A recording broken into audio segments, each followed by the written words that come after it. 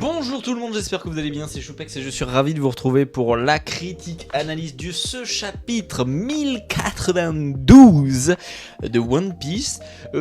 Chapitre plutôt pas mal dans son ensemble, il y a quand même quelque chose qui m'a irrité, je vais en parler tout de suite. Oda, pourquoi tu nous mets 150 pages dans plusieurs chapitres de Kuma sauvé, Kuma à moitié réparé, Kuma s'en va, Kuma monte une montagne, Kuma se bat contre Akainu, pourquoi ? Dis-nous pourquoi il fait tout ça, j'en ai marre de pas savoir pourquoi tu dessines des trucs. J'en ai trop marre. Ça c'est un truc, je crève l'abcès direct parce que les gens qui me connaissent pas, ils vont peut-être se dire que je suis aigri. Poncez-le, j'en ai rien à foutre. Ceux qui me suivent depuis un moment savent que je suis un passionné, mais vraiment quoi, je comprends pas quoi. Oda veut finir le manga, Oda il a plein d'intrigues à terminer, et juste sur Kuma, on n'a rien fini.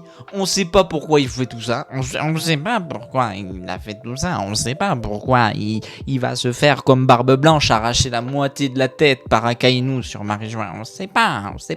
On sait pas ce qui advient de Bonnie par rapport au souvenir. On sait pas.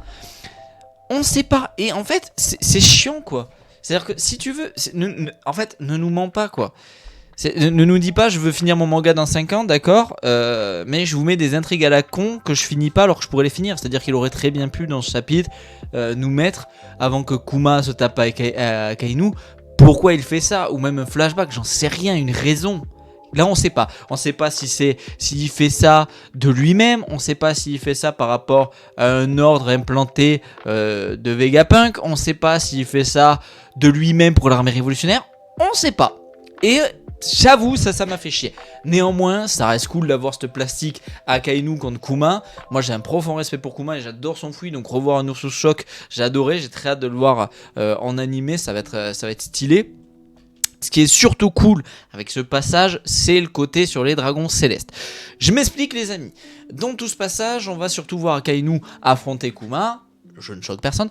Mais surtout, ce qui est intéressant à lire, c'est les mots des dragons célestes. Ce sont des petits merdeux qui pètent plus haut que leur cul et qui ne se rendent pas compte que Akainu à lui seul pourrait raser Marie-Joie. Alors, dans l'idée, ça ne peut pas arriver. Pourquoi ? Parce qu'il y a Im, il y a les doyens, normalement les 4 autres, vu que Saturne est sur Egghead, et il y a les chevaliers divins. Néanmoins, c'est là que c'est cool, c'est que ça explique pourquoi il y a les chevaliers divins. Je m'explique. Akainu, c'est pas Garp. Akainu, on voit qu'il prend sur lui. Il prend forcément sur lui parce que il peut plus bouger de sa base alors que je pense qu'il a envie de terrasser des mecs. Il peut plus en bouger. Il doit défendre des mecs qui, à mon avis, dans sa tête, il doit se dire c'est des petits prétentieux, c'est des merdeux. Bon. Mais je me dis, imaginez Garp, qui nous a toujours dit... Je ne suis pas amiral parce que je ne voulais pas être à la botte de ces connards. Vous imaginez Garp avec son tempérament, ce qu'il aurait pu faire à Marie-Joie ? Hein, mais heureusement qu'il est jamais devenu amiral, parce que sinon à chaque fois qu'il serait monté pour les aider ou pour les sauver ou je sais pas quoi, il aurait fallu Sengoku pour le planter, remake Marineford, lui planter la tête dans le sol pour lui dire mec fais pas de dinguerie quoi. Parce que je vous jure Garp là il les enclenche direct, c'est trop du cul quoi. Non c'est un délire. Et par contre ça explique la raison de pourquoi il y a les chevaliers divins, c'est que si un amiral, si un haut gradé de la marine attaque et ne remplit plus son rôle et attaque Marie-Joie et s'en prend au dragon céleste, hein, d'un côté fait une révolution, et bien les chevaliers divins sont là.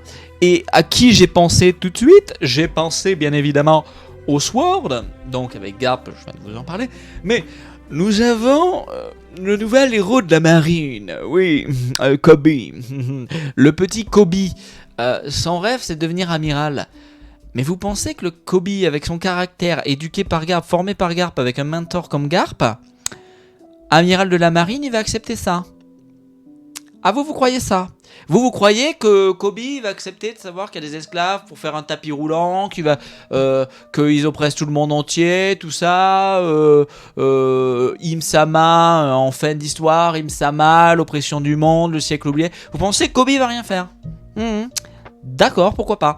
Mais moi je pense que ce que j'ai eu comme idée en tout cas en relisant le chapitre, parce que vous le savez je relis 2-3 fois le chapitre avant de faire la critique, c'est que je me suis dit Kobe va se taper les Chevaliers Divins. J'en suis persuadé. Théorie, c'est même pas une théorie, c'est prévision. Ma prévision, c'est Kobe va se taper les Chevaliers Divins. Et ça va être trop stylé, Voilà, je le dis, ça va être trop stylé. Bon, outre ça, assez cool la plastique du combat. Akainu est overpété, hein, on le savait, avec son fruit du magma de ses morts là. Chien noir dans la gueule de Kumar, remake de Barbe Blanche. Kuma se fait aussi, j'ai l'impression, couper un pied. Il arrive à se taper à la fin. Mais comme je le dis, pourquoi faire? Alors oui, on pourrait dire oui, mais avec les pulls, les cases, ce que disent les persos, Akainu dit tout simplement que Kuma c'est un zombie dans le terme littéral, qu'il est hors de contrôle, qu'il sait pas, est-ce que c'est une coquille vide, on sait pas où, c'est ce que je vous disais d'ailleurs dès le début de ma critique, on sait pas ce qu'il en est. Qu'en est-il de Kuma, de son cerveau? Est-ce que son cerveau est fonctionnel? Qu'a fait Vegapunk? Est-ce que Kuma a une pensée? Vous savez vous? Moi je sais pas. Personne ne sait. Enfin bref.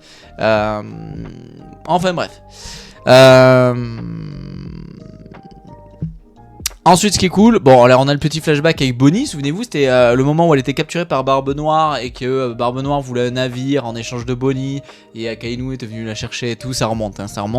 Et on voit une petite discussion en mode, voilà, Bonnie qui déjà à l'époque disait à Akainu, tu mens, mon père serait jamais devenu une machine de guerre de sa propre volonté.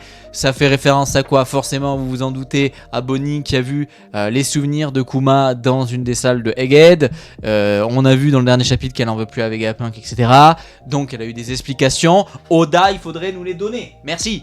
Voilà, ça aussi, ça fait partie des trucs. Oda, s'il te plaît, arrête de nous mettre les persos qui sont là. Oui, j'ai plus de raison. Il y a un an, quand je t'ai croisé, je te disais que t'étais un menteur. Puis là, dans le temps présent, non, j'en veux plus avec Vegapunk parce que montre-nous à nous aussi, quoi. Arrête de nous cacher les trucs. Montre-nous ce qu'ont vu les persos pour qu'on puisse comprendre, tu vois. Parce que là, c'est bien. Du coup, on se doute que Akainu a raison. Il a fait ça de lui-même. On se doute qu'il y a un plan derrière. On se doute qu'il y a eu une discussion de Kuma le révolutionnaire avec Vegapunk qui a dû lui dire des trucs. On se doute que forcément en plus il y a eu ça, c'est obligé vu que Kuma, souvenez-vous, lors de l'ellipse a protégé le Sony. Bon bref, on se doute de plein de trucs mais on n'a rien de concret et ça fait vraiment partie des trucs qui me pètent les couilles. Voilà, je le dis, mon ASMR, ça me pète les couilles. Et d'ailleurs on finit avec Akainu qui regarde le ciel après que Kuma se soit téléporté, se soit en allé en disant voilà, est-ce que cette marionnette elle est dépourvue de volonté, est-ce qu'elle est dépourvue de conscience, etc. Et tout en ayant les autres branleurs là qui disent tu amiral en chef, c'est pas très digne de l'avoir laissé s'échapper. Enculé, il peut se TP. Bon bref. Bref, les dragons célestes ils me... derrière on retourne à Egghead avec tout simplement une phase Luffy Gear 4 Snake Man contre Kizaru. J'ai trop kiffé. Pourquoi? Petit message aux pro-amiraux, anti-amiraux. Déjà, je vous emmerde, vous me cassez les couilles. Juste aimez les personnages que vous aimez, arrêtez de faire des guéguerres pour rien. Hein, vous nous cassez les couilles à tous. Voilà. Outre ça, putain, Kizaru, mais est en peace chill. Il est en mode tranquillou pépou face à Luffy Snake Man Gear 4. Ça forme, peut-être que le Gear 5 est plus rapide, mais de son Gear Force, la force la plus rapide qu'il avait. Et surtout, il faut pas oublier un truc, ce n'est pas le Snake Man qui affrontait le fils de Big Mom. J'ai plus son... Putain merde. Katakuri. C'est un Snake Man avec Luffy qui a une maîtrise plus fort, une meilleure maîtrise de son acquis de l'observation, une meilleure maîtrise de son acquis de l'armement, du Ryo. C'est un Snake Man beaucoup plus fort. Luffy maîtrise mieux son fruit, maîtrise mieux ses formes de haki. Il est beaucoup plus puissant que le Snake Man qui affronterait Katakuri. Et on peut le voir, Kizaru chill tranquille. Mais tranquille. Et je vais dire quelque chose, et je vais le dire très calmement. La forme de ce Luffy en Gear 4 Snake Man en termes de puissance, est une des plus puissantes, une des plus grosses puissances de l'univers de One Piece. Très peu de personnes sont aussi fortes que la force qu'a Luffy en cette forme de Snake Man à ce moment T.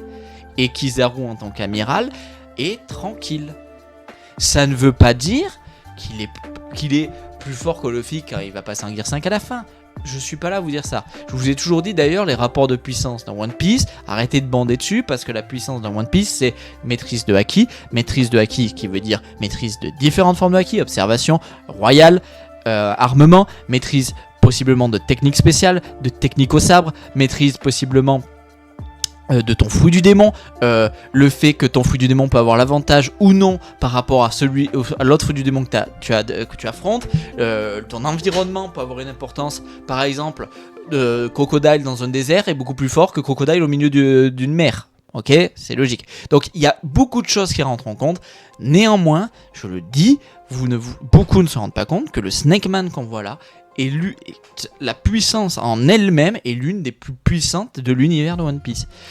On est sur un niveau de puissance, les amis et les amiraux font partie de cette caste de personnes très très très puissantes dans l'univers.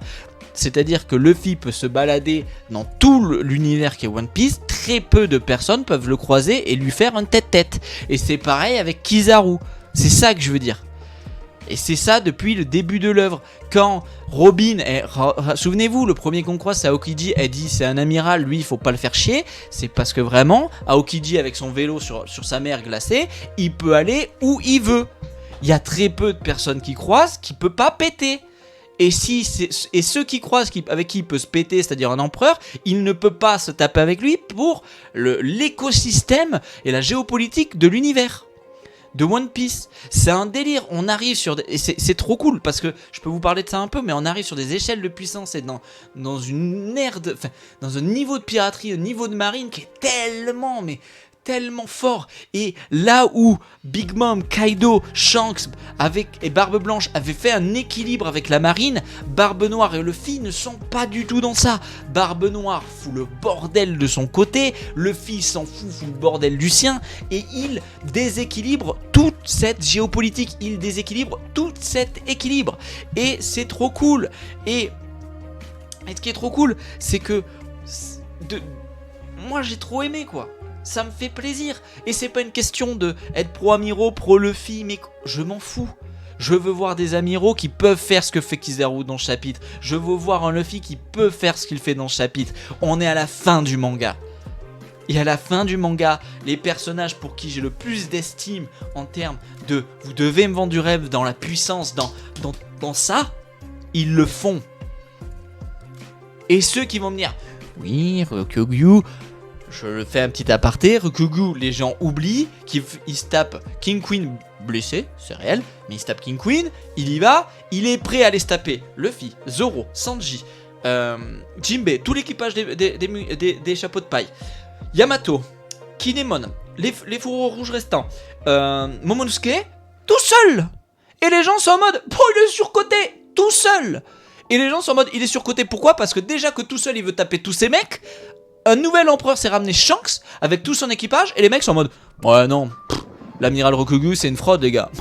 Il a pas voulu un V1000 avec Shanks, Luffy, tous ceux que je vous ai cités. Donc trop content de ce chapitre, trop content de cet échange de coups entre Luffy et Kizaru, trop content d'ailleurs de la fin du manga, du chapitre où justement, là où Kizaru dans cette Force Nickman va accélérer même, on dirait que j'ai l'impression avec les cases d'Oda que sa vitesse de la lumière, il a réussi à aller encore plus vite, parce qu'il dit accélérer c'est gagner en puissance, et on voit sur le dessin que ça fait comme quand vous savez un avion de chasse passe le mur du son, mais alors du coup il passerait le mur de la lumière, je sais même pas si c'est possible, les gens qui s'y connaissent dites-moi en commentaire, mais j'ai l'impression dans le dessin que c'est comme ça qu'il faut le lire, donc il va à une vitesse de bâtard, il a une maîtrise de son fruit de fou, et Luffy en Snake Man, qui est pourtant acquis de l'observation, je vous le dis, full développé, qui est pourtant une de ses formes les plus rapides, il se fait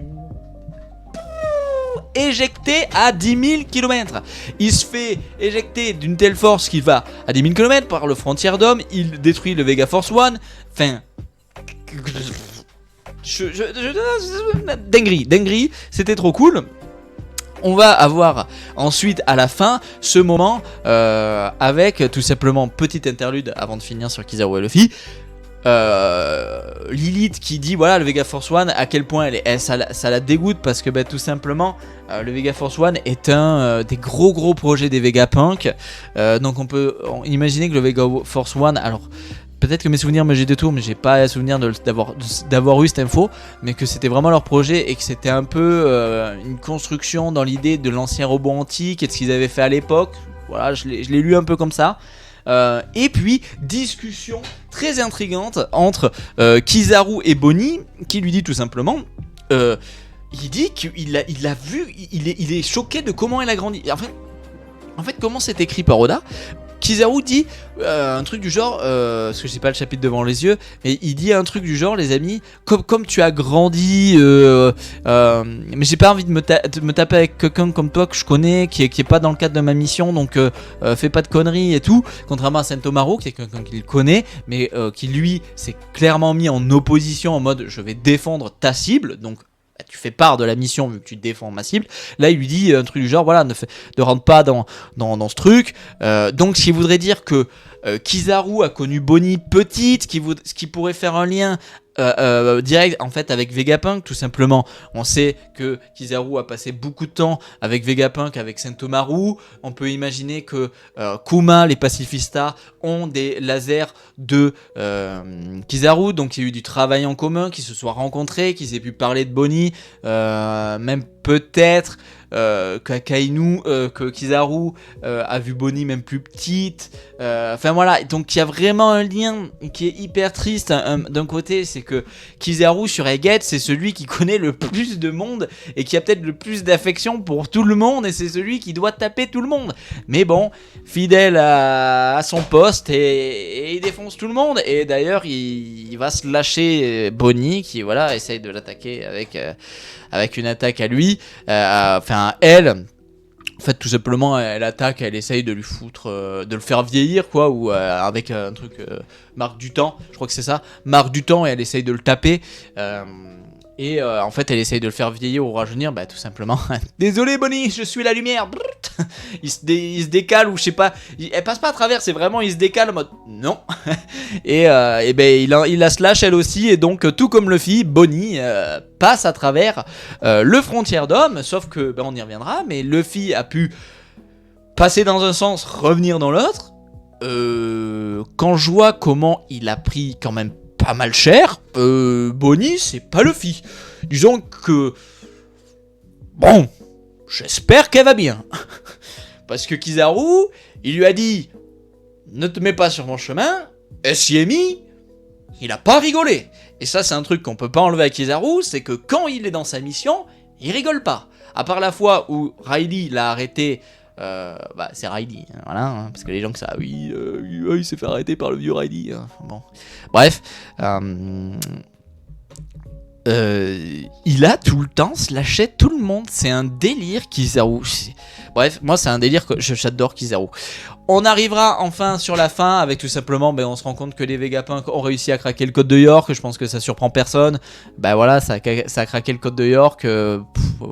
Pas vraiment de suspense, hein, on s'en doutait. Hein, ça m'aurait gravement étonné que ça soit en mode on n'arrive vraiment pas à craquer le code, on pourra jamais partir, c'est la fin, les mecs, putain, on est pris au piège. Non, je me doutais que York, en fait, les Vegapunk sont tous autant intelligents les uns que les autres. C'est des génies avec leurs fruits, leurs fruits là, de la mémoire. Je sais plus ce que c'est, j'ai tellement de trucs que j'ai oublié, vous me le direz dans les commentaires. Enfin, ils ont trop de connaissances, ils ont trop d'intelligence, ils sont trop doués, donc forcément ils ont craqué le code à 3, forcément ils allaient y arriver.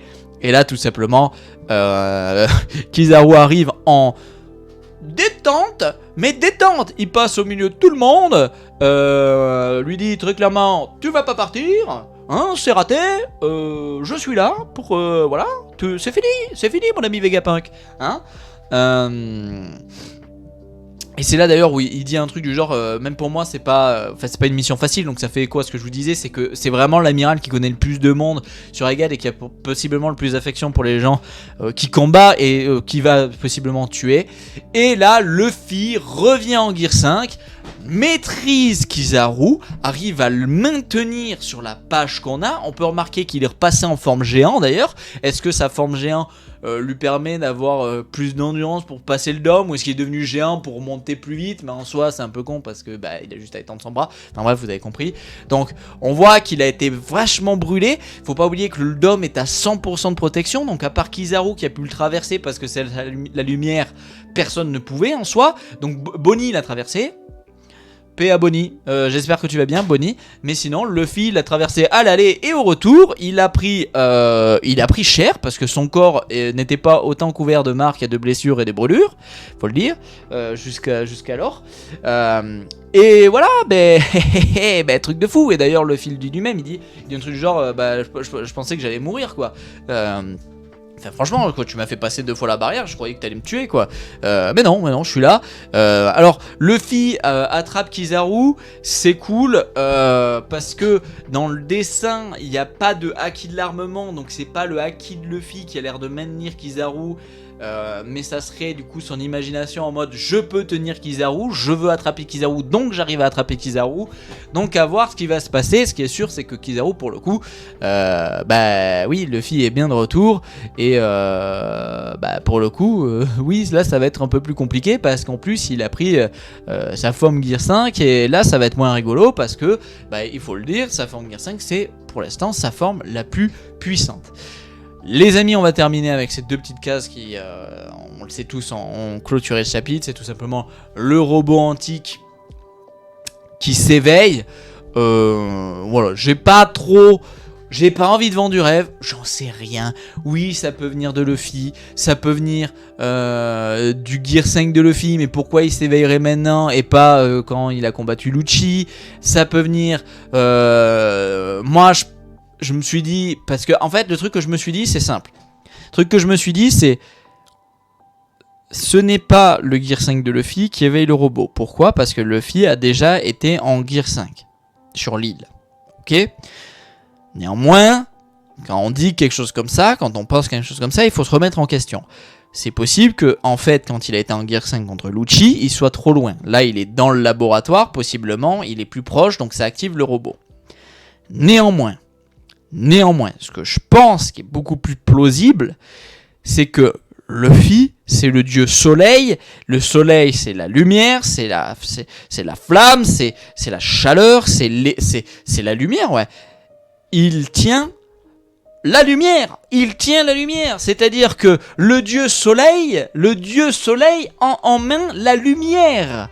Dans la page, c'est ça. C'est le dieu soleil qui tient la lumière. Dieu soleil, lumière, la lumière du la puissance du soleil, la puissance de la lumière ferait que ça alimente le robot antique. C'est ce que je me suis dit, ça part très loin, vous avez le droit d'être pas d'accord avec moi, et sûrement que je me trompe, hâte de vous savoir pourquoi il s'éveille, le robot antique. Ce qui est sûr, c'est que effectivement, le fait qu'il se réveille là veut dire plusieurs choses. Soit possiblement, ça veut dire que la puissance dont il a besoin, l'énergie dont il a besoin est en lien, comme je l'imagine, c'est-à-dire entre le fruit de la lumière et le fruit du dieu du soleil, qui ensemble permettent d'éveiller et d'apporter de l'énergie à ce robot, ce qui pourrait un peu faire penser aux panneaux solaires qui font de l'énergie, le soleil, de la lumière sur un panneau solaire, la lumière du soleil, paf, sur le panneau, ça donne de l'énergie, ça fait marcher l'électricité. Voilà, c'est pour ça que je vous dis que je pense que c'est un lien avec ça, tout simplement. Ou alors, ça peut, donc on peut estimer, donc il y avait un Nika à l'époque du robot, qui avait un utilisateur du fruit de la lumière, ou alors tout simplement le robot a comme Kuma ou comme Cyborg, comme un robot, un programme qui fait tu t'endors, t'essayes ton truc, si tu n'y arrives pas tu t'endors, tu te mets en attente, et si tu ressens cette énergie, si tu ressens cette aura, si tu ressens cette lumière, si tu ressens le dieu soleil, tu te réveilles. Voilà, bon, Va savoir, on ne peut pas savoir, on peut émettre des hypothèses, on peut imaginer, mais voilà, vous avez mon avis. Moi je pense que c'est surtout le dieu soleil, la lumière, ça fait comme un panneau soleil, le soleil envoie de la lumière, ça tape sur un panneau, ça fait de l'énergie, donc le dieu soleil qui attrape la lumière, ça fait forcément de l'énergie, et ça réveille le robot. Les amis, j'espère que cette critique vous aura plu, je suis hyper heureux de vous avoir retrouvé. Je sais que pour le Mac 1091, je vous ai expliqué dans la réaction live que j'ai pas pu la faire, ni la réaction ni la critique, tout simplement parce que j'étais en train d'aider des amis à déménager pendant plusieurs semaines. Donc voilà, c'était un peu des vacances, en plus à déménager. Des vacances épuisantes, mais des vacances cool, de passer du temps avec des proches. Je suis trop content de vous retrouver, hâte de vous retrouver pour le 1093, parce qu'on a la chance qu'il n'y ait pas de pause, et ça fait vraiment plaisir. Ne pas oublier...